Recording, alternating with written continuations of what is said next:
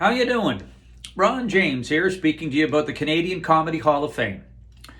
There's a great list of nominees this year, and each and every one is deserving of their inclusion, given their incredible contribution to our calling.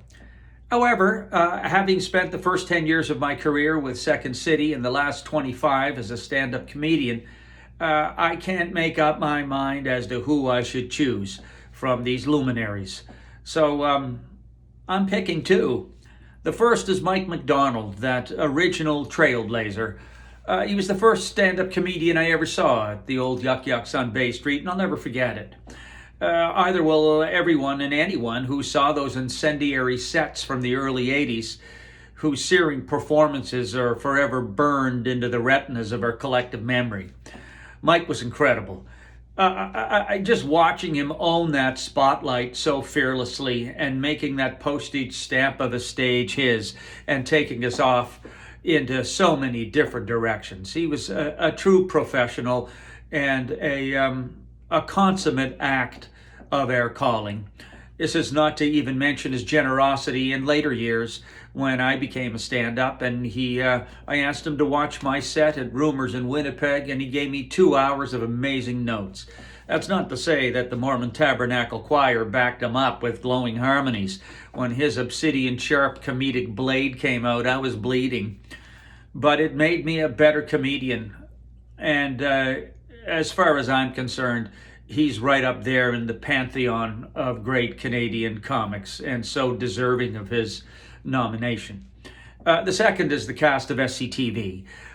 They were consummate writer-actors at the top of their game as just young people 40 years ago.